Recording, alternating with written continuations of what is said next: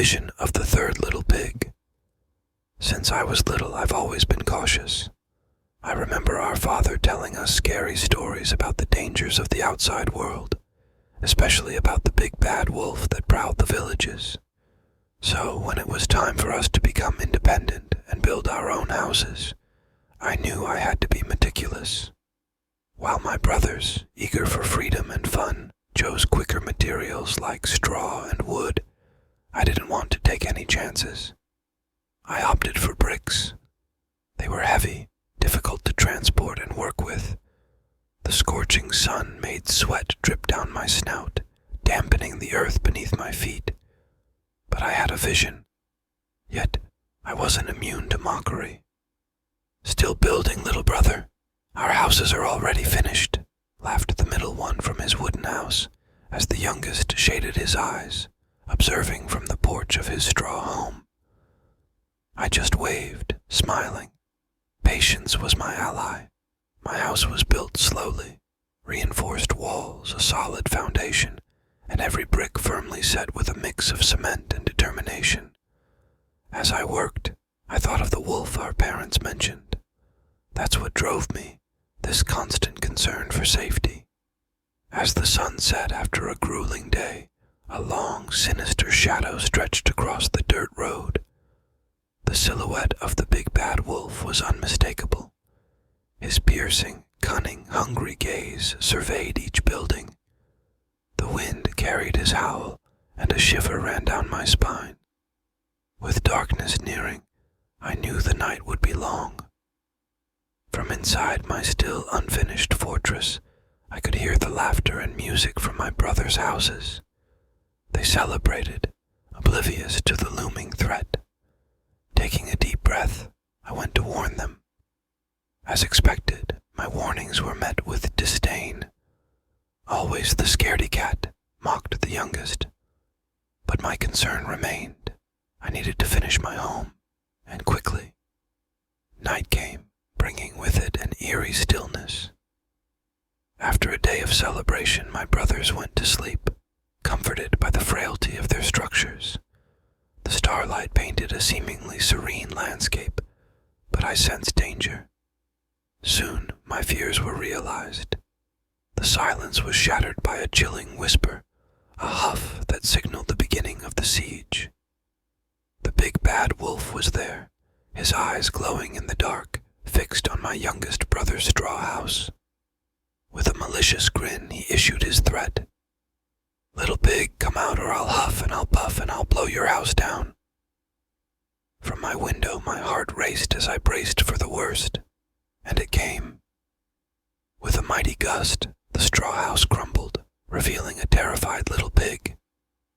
In seconds, my brother dashed to the middle house, pounding on the door. They locked themselves in, panting, but not for long. The wolf, his confidence bolstered, issued his threat again.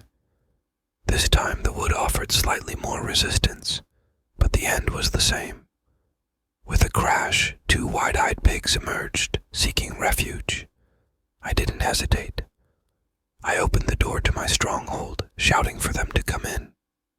They raced inside, trembling. I shut the door firmly, locking every latch, readying for the next showdown. Outside, the wolf circled our home, his heavy breathing breaking the silence. He examined every corner, every brick, searching for a flaw, an entrance. He stopped at the windows, our eyes meeting. "Little pigs, come out or I'll huff, and I'll puff, and I'll blow your house down." Together, facing the threat, we held each other, seeking courage. But I had foreseen this. Every window had electric bars. As the overconfident wolf tried to break in, an electric shock sent him reeling back, howling in pain. He quickly regrouped, but the surprise in his eyes was evident. It was the first real resistance he'd ever encountered. Still, the wolf was persistent. He scoured the house, looking for another entry while we tried to anticipate his next move. Then it hit me. The fireplace. It wasn't finished, and it could be his way in.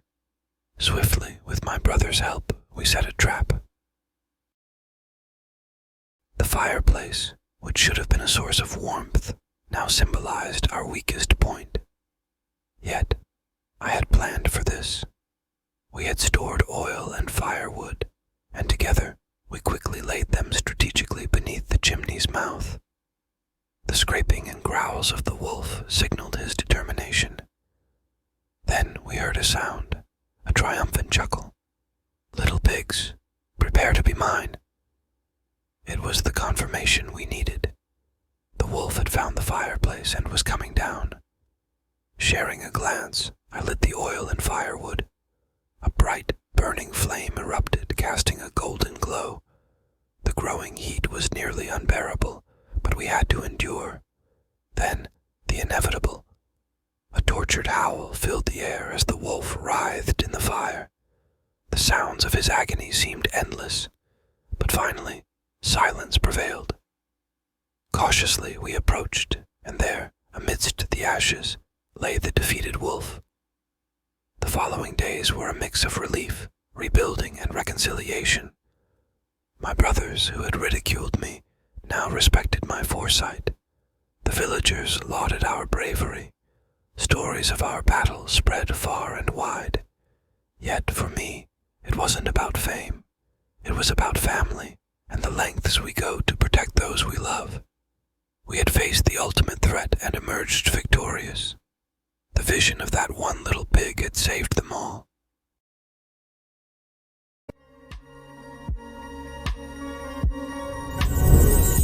And that was today's story. If you closed your eyes and relaxed your mind, it's certain that it brought about some transformation within you. We're always whispering valuable stories here on the channel, so remember to follow us, like, and share with someone you consider important in your life. Until the next story, Namaste.